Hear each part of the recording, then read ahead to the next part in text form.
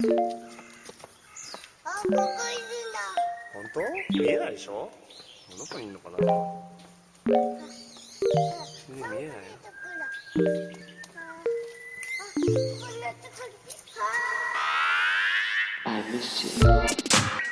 Good day, Internet. It is Thursday, October 24th. I'm your host, Rob Zacny, and today I've got something a little different for you. This past weekend, I attended Paradox Interactive's PDXCon 2019 in Berlin at Paradox's invitation and at their expense for travel and lodging. While I was there, I had a number of interesting interviews that I'll be sharing with you over the coming days. But perhaps none so interesting as this conversation with Paradox creative director Johan Anderson.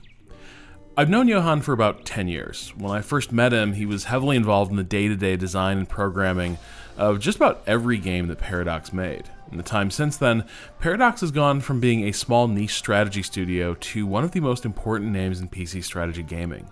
And Johan has gone from building games almost by hand to being the creative lead of a studio that employs hundreds. Johan and I met at the end of a long day, and these two topics were front of mind for both of us. Johan has become what most of us would call rich after a lot of lean years in Paradox's early days. Second, he's a game designer for whom financial and business success are becoming increasingly estranged from creative success.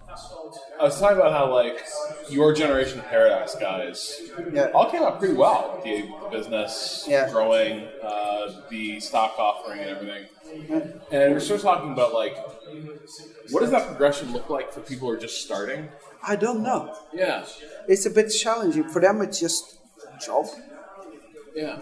For us, we built it through, we were a small garage company, and then just grew and grew and grew together. It's like people like Henrik and Chums and me and, of course, Fred.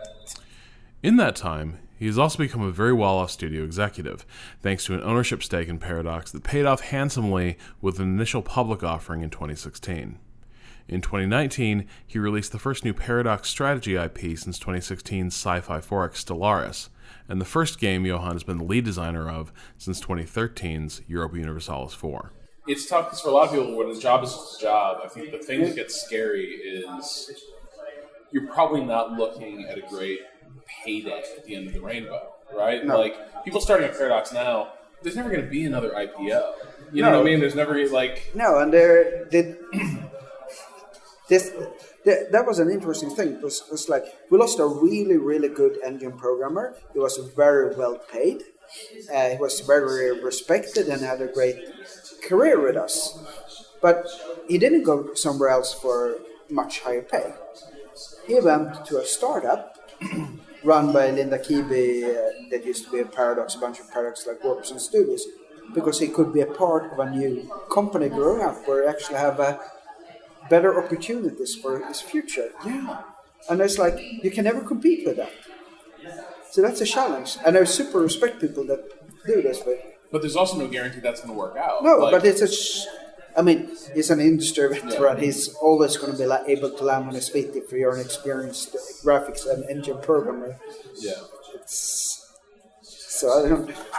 Was there a moment when you knew this was going to work out really, really well? Because I know that early days of Paradox were pretty rough, right? Yeah, you tell us some shady people. Yeah, we lost so many projects we didn't get paid for. A lot of times we're basically. You know how it is. You've been a freelancer. Yeah. You know how it is when you don't get paid as a freelancer. It's chaos. Yeah, and for us it was we were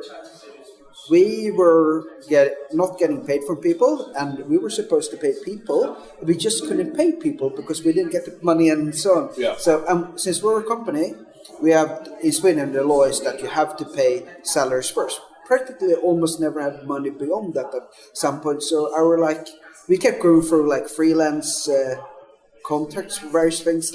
We have to take a new one because we're 6 months late with small payments.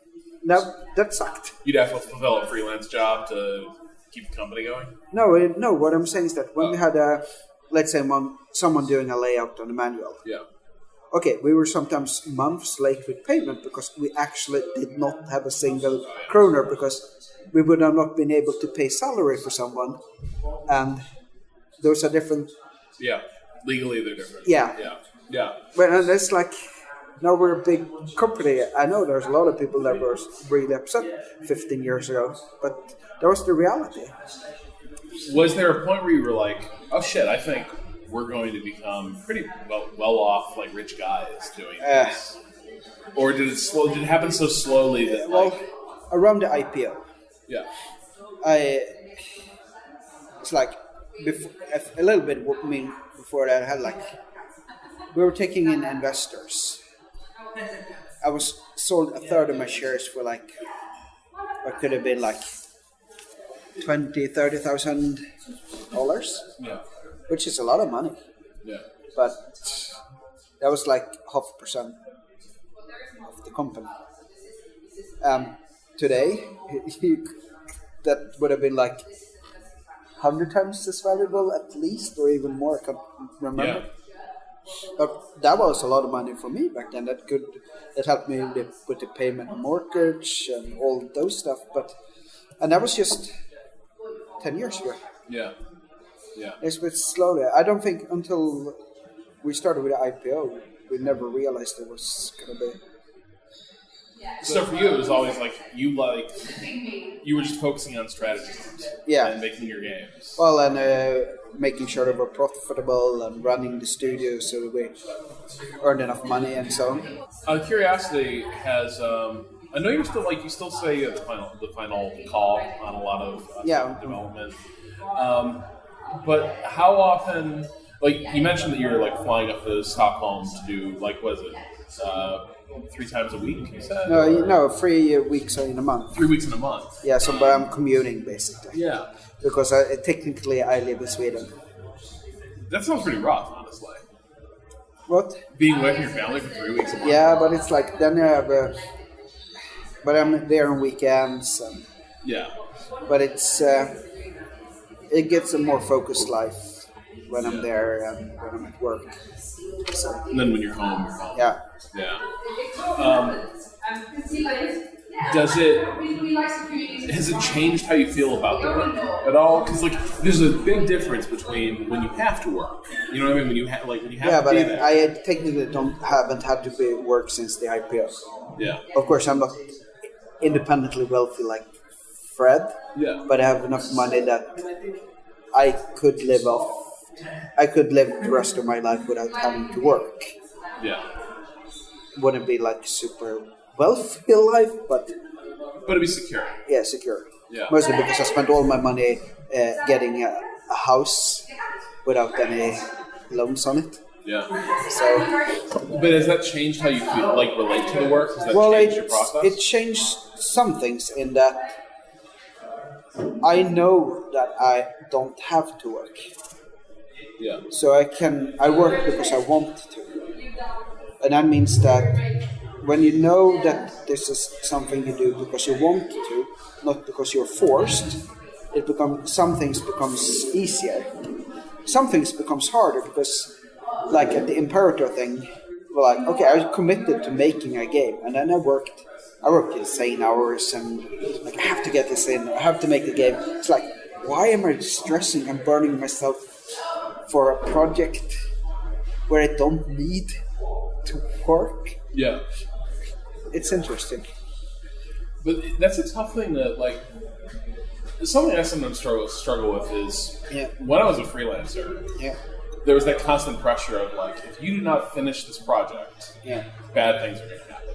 And that makes it very easy to focus. You know, like, silence is a lot of questions. Life is very simple when you're just like, finish this somehow.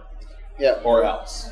It gets very hard. In some ways, there's less pressure, but it does get harder because suddenly you don't have to finish that project today. No. And you can take more time with it. Yeah, but then also, that would have been the same if I was not at Paradox. Yeah. If I were working for myself, it would have been the same, that thing. But here it's that there's a lot of other people working on a project. There's a lot of people's livelihood that depends on me making a good game, and that's a little bit stressful that I'm doing this for fun. They're doing this because they need the money for their lives. And that's a lot of like, am I making the right decisions? Yeah. That's a entirely different feeling. I mean, you've had that feeling to some extent for a while, though, because you had design leadership for a long time. Yeah, for a long time. But before the IPO, it was more like I never thought about. I was more like, okay, I'm going to create the games. Everything always works so great. It's like I've never had a failed game launch in my life. Yeah. And Imperator wasn't failed. It was a financially successful game with high critics, but people didn't play it, and it just felt wrong. I enjoyed Imperator, but thought it was a bit trivial. I wrote in my review at the time, "Wars eventually end, though, and Imperator struggles to find a purpose beyond them. It's the game's biggest drawback. In a surprisingly short amount of time, I often find myself secure from external attack, at peace with my political rivals, and governing over a largely tranquil and productive populace." Do you feel like it was a failure? Yes, because the people didn't like it. I did the wrong decisions in how to make the game. Because my view is not a game. I'm not an artist. I'm not here to create something. I don't create art. I'm not a craftsman or a factory worker that creates a product. I'm an entertainer. The stuff I create is there for people to be able to entertain. Of course, you can't please everyone all the time, so you always have people that dislike stuff you create. But I think that the vast majority that buys a game and not return it within 2 hours should feel happy about the purchase and continue playing it. And when it's a grand strategy game, I think that you should be able to get 20 to 100 hours of enjoyment of it, depending on how you want to play. And people that bought Imperator did not get that. I had the 7 stages of grief over nerve. Yeah. I had to do something about it. I was slowly working, and we think we did a lot of things to get the game to that better position now. And I want the people that have bought it to have played the game. Some of the frustration around Imperator seemed to be that it was the story of familiarity breeds contempt. Suddenly people were sick of mana systems. Yeah. Suddenly and it felt to me, and admittedly I didn't follow, I'm sure I did not follow it as closely as you did. But it felt to me a little bit like what people were saying was, we've seen your bag of tricks so many times. We've seen Paradox games so many times. This doesn't feel new or exciting. It doesn't feel... And I wasn't sure, to me, it was tough for me to read that criticism and know what you were supposed to do. Because to me, it felt a little bit like, was it that people weren't happy with Imperator? Or was it just that they've been playing Paradox games for years, and maybe they're just a little tired of some of these design conventions? All of the above. Yeah. But I think the primary thing was that it had a perceived lack of content, because a lot of the content was character events that happened and did with characters, and you could never see what happened to other characters. It was all hidden. It created there's lifeless character was a perception there.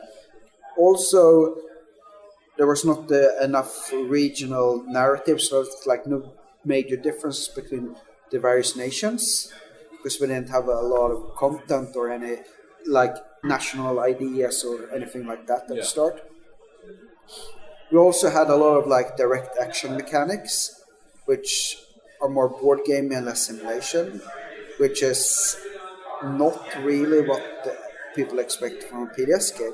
So at launch, it was a good game. It was mechanically connected, the flow was correct, it was, I'd argue, bug-free and stable on those things.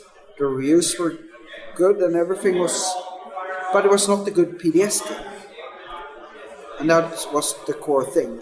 Not that I'm saying that PDS games are better than the games, but it was not the PDS game, because it wasn't enough simulation, wasn't enough perceived depth and perceived complexity. It didn't feel enough like a PDS game. Most critics likewise gave Imperator positive reviews, but the reaction from the community was very different.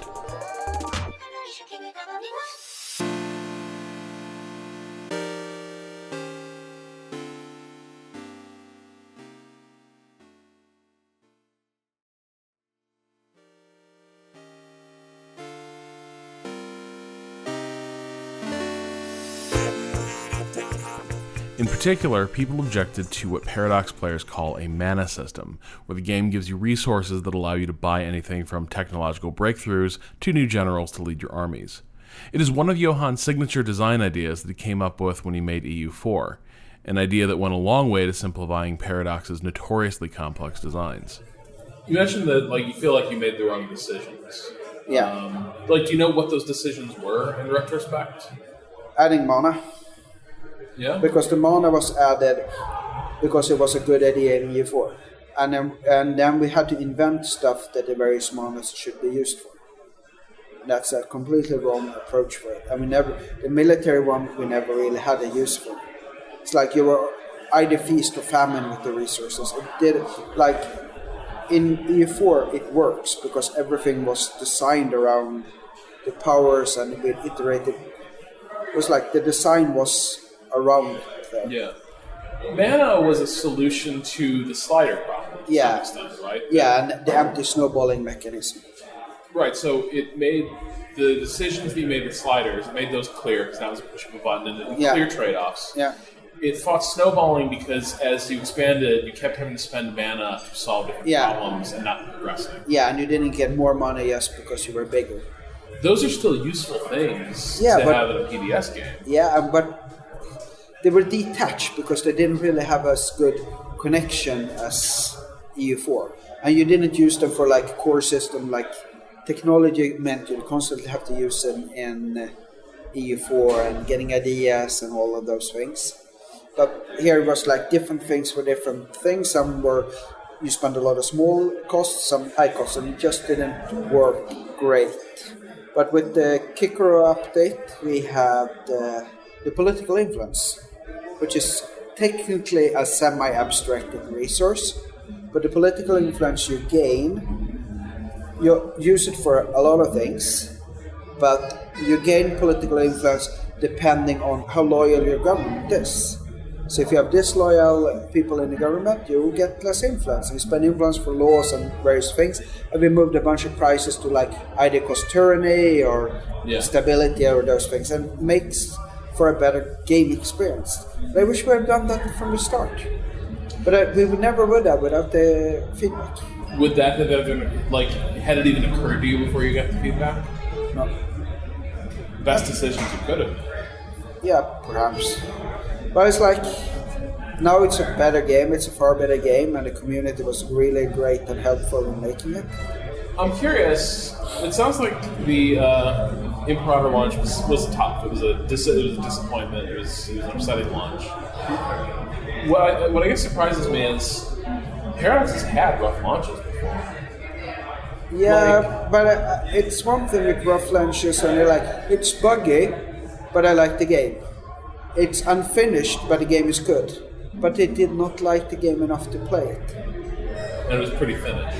Yeah, that's completely different. I was there for Hardshine 3. It was unoptimized. It was buggy as hell.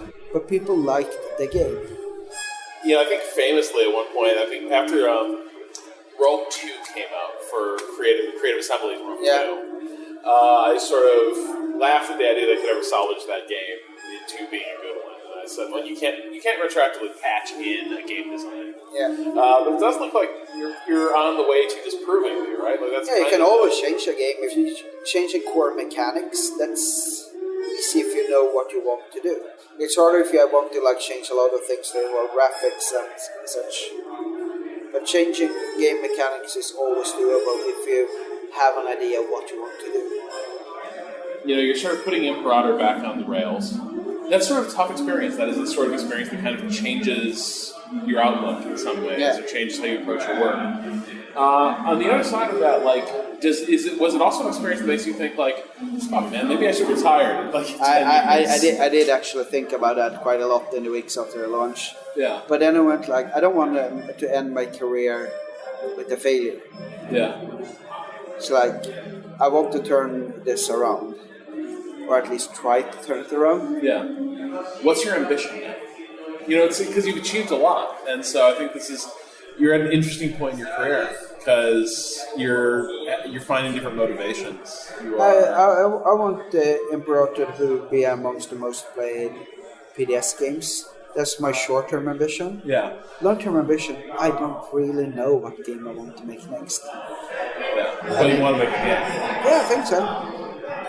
Or at least currently I want to help the guys that are working on new games to see what we can do, etc. Yeah. We'll see. I need to figure out what my next long-term goal is. Victoria 3 is still out there.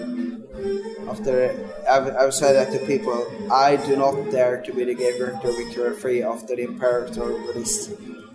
The expectations are beyond. Yeah. So, if we ever make that game, it's not going to be me as a game director. Fuck no. Any other subjects that you're like, that I might want to make a game about? Like, is there anything left? Are there any stories in history left? I would have loved to do a fantasy game one day. Yeah. I would have loved. Remaster still calling you? I would have loved to reboot Remaster, but that ship was saved a long time ago. Yeah. But I mean, we'll see. The thing is, like, I don't need to stress my ambition. I can continue working.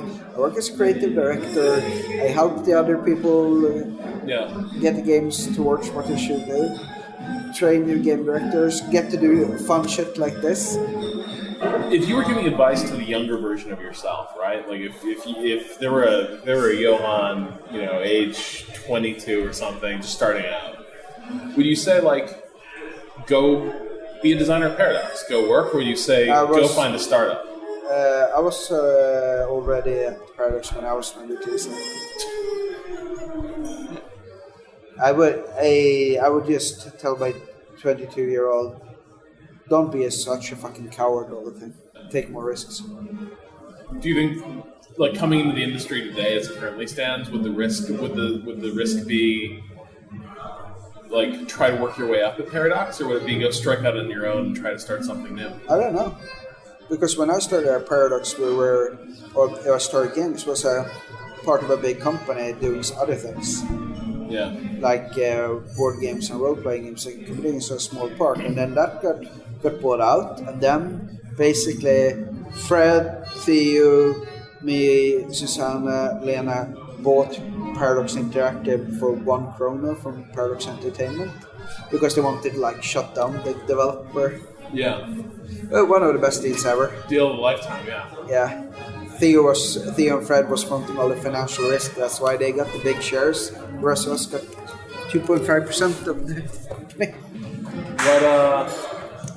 When do you think you were powered in your career? I'm curious. Like when you look back, like, I should have been braver here. I should have had more nerve. A lot of private stuff and a lot of game development things. Like I should have been cockier at times, but nah, it's fine. You know who you are. Yeah, it's me. It's like I want to change a thing because I don't like changing.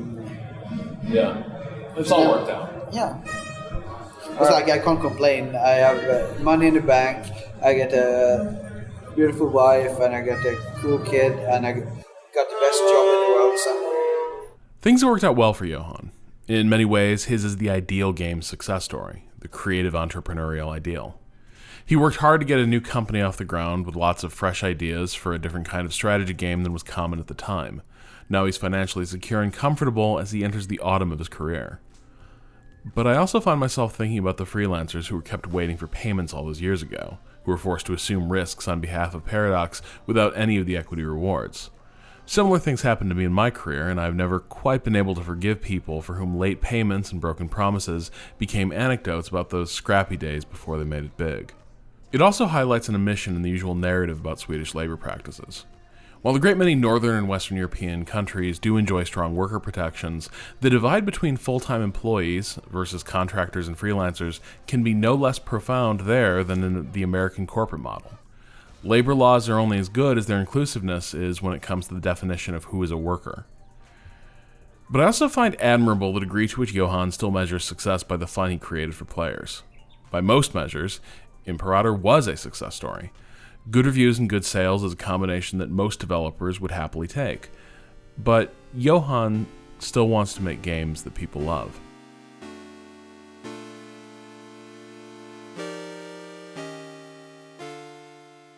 That does it for this edition of Waypoint Radio. Be sure to rate and review us on your podcast platform of choice. I think we're a 5-star podcast, but it's not for me to say. You can follow everything we do on Twitter at Waypoint and find our website at waypoint.vice.com. This episode was produced by Ricardo Contreras. Theme music was the track Miss You by Bowen off the EP Pale Machine. You can learn more at waypoint.zone/Bowen, B-O-E-N. We'll have another episode of Waypoint Radio later this week. In the meantime, continue to question the neoliberal consensus.